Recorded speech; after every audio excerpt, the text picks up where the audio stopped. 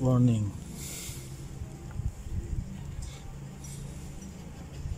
Oh. Don't plug in. Lagay po sila ng kon. How to remove the plastic cover. Tapos to. Solid Service Nationwide Service Center.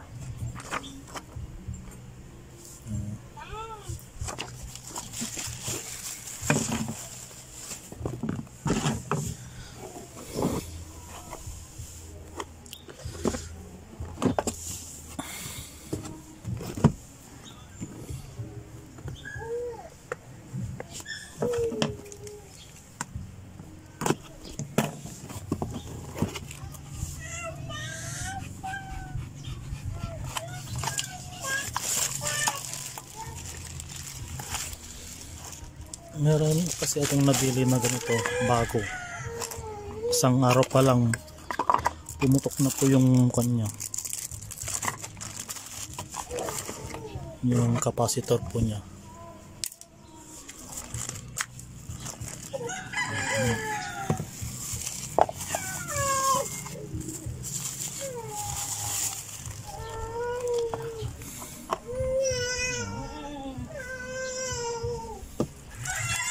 Warranty po siya.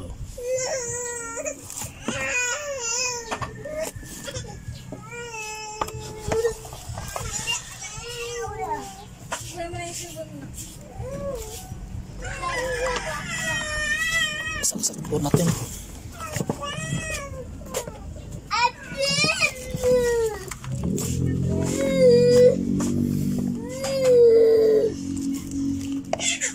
Gumagana po siya.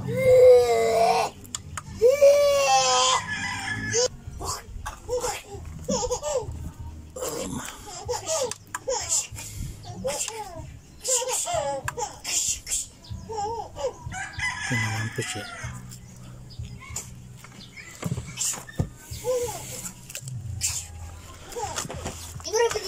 Papalitan na po natin yung capacitor po niya.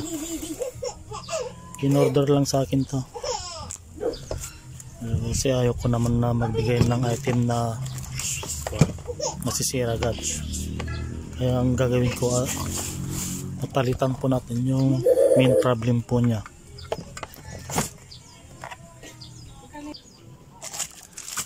Bago ko bubuksan, i-testing ko muna yung item kung gumagana po siya.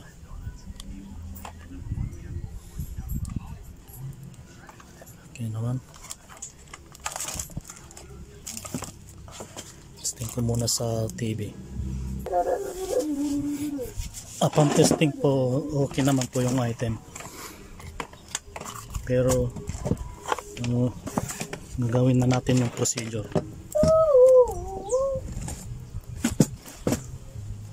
Repair the unit.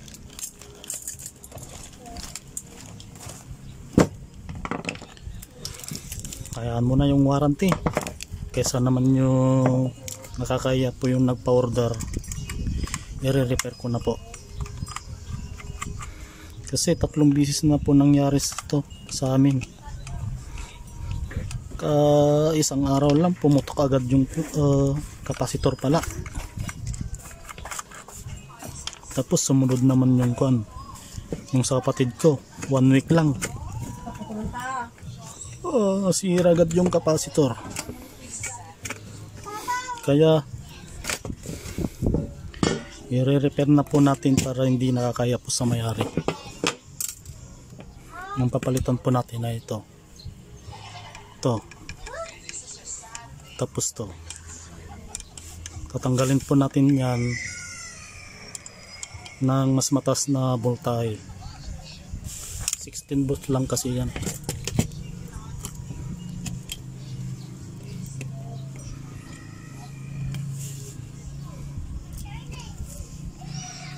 pag gumawa po sila ng ganito, madali naman po masira. Nasa short mo, miniya. Sira na yan. Yung short mo, di na matatanggal yung magtala. Bagong bago lang to, kararating lang galing po kan deliver.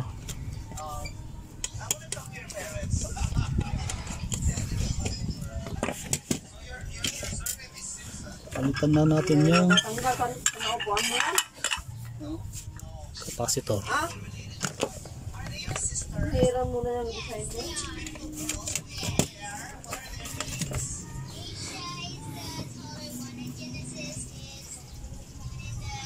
Turo ko na lang po yung papalitan. Ito.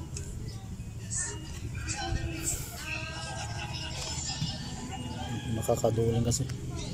Yung dalawang yan ang papalitan po natin.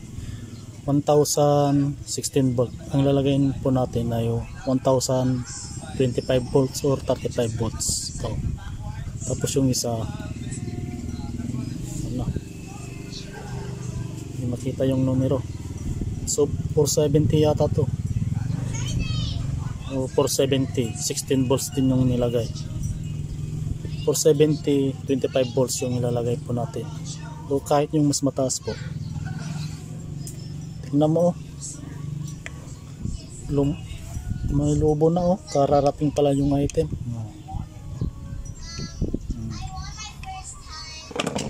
Tang.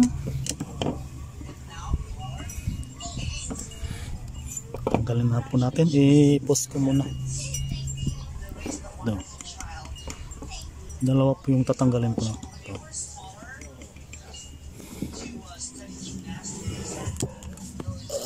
I-post ko muna para hindi umaba yung video. Tatanggalin ko muna yung capacitor. Kung mapapasin nyo, kararating lang po yung item, tapos tinesting ko. Tingnan nyo po yung nangyari. Sabog, tangi. Wala pang 10 minutes ay yung sinubukan ko, yun na, lumubo na.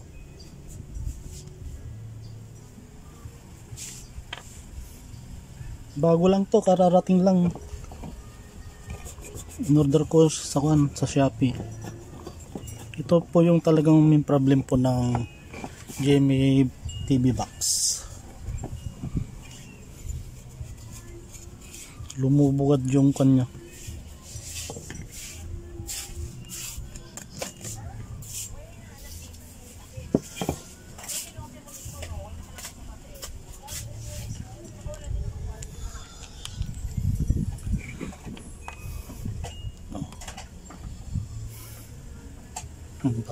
Kabago-bago, lumubo agad.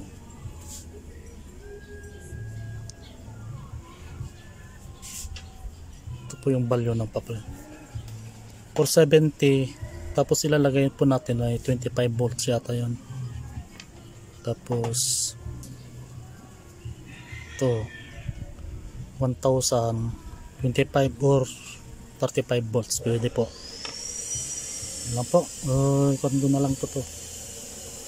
Tanggalin ko muna yung kon mo. Saka ko ilagay yung bagong capacitor. Ito pala yung papalit po natin. Kaya mataas po yung voltage, okay lang po.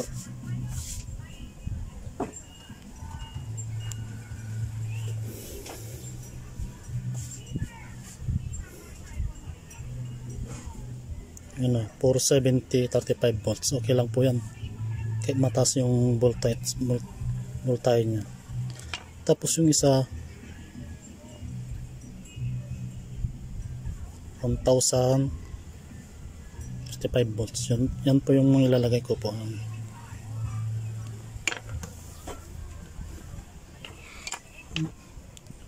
Tignan mo yung nangyari po talaga. Wala pang 30 minutes, lubo agad.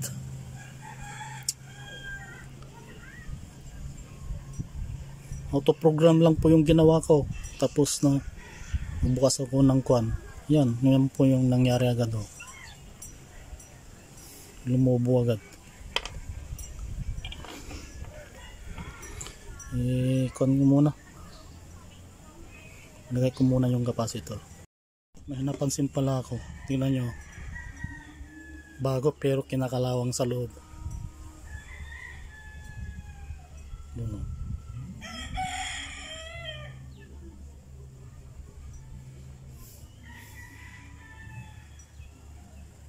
Bagong bago pero kinakalawang. Let's come na. Lagyan natin yung capacitor.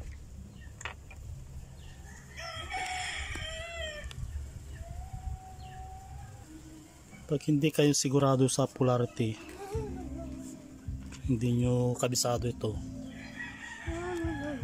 ganito na lang po gawin nyo. Sa buzzer po tayo. Kasi pag baliktad po kasi yung capacitor, puputok po kasi yun. Ganun lang po.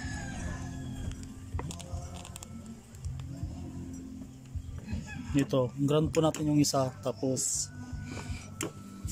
buzzer po. Kung saan po yung tumunog, yun po yung negative. Yan. Tapos doon din.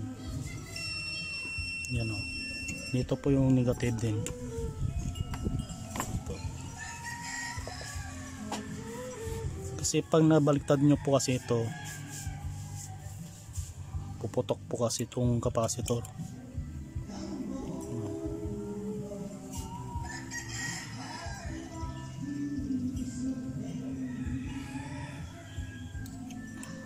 Negative doon din.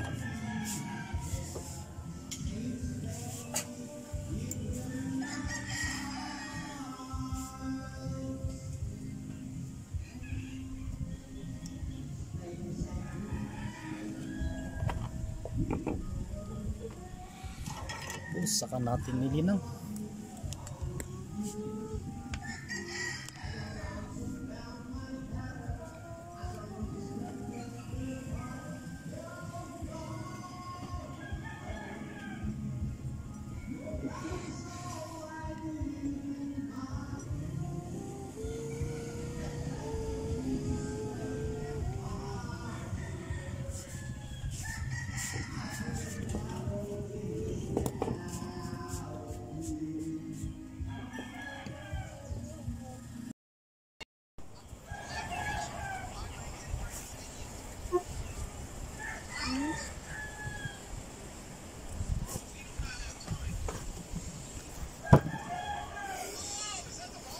Iwasan po natin mag-short po yan para hindi po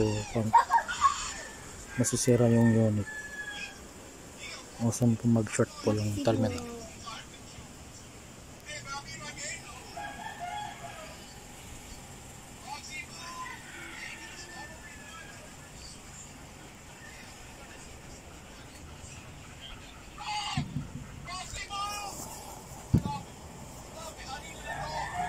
Okay na.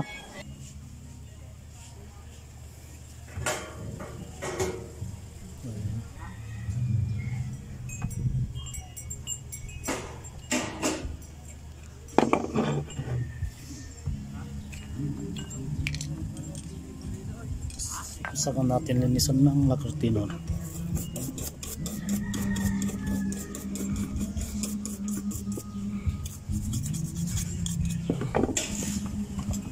Tapos short out testing po tayo. Kaya lang wala pong tutunog.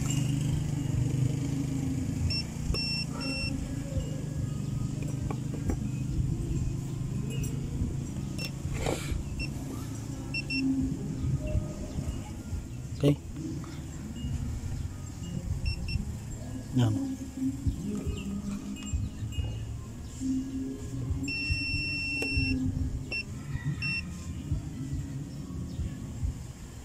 Yan. Okay.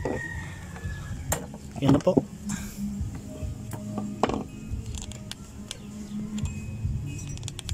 Assembling na po tayo.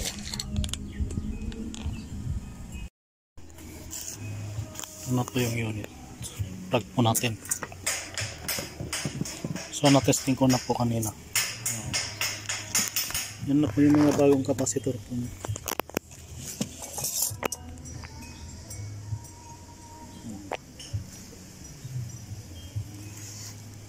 Tapos ito yung palitan.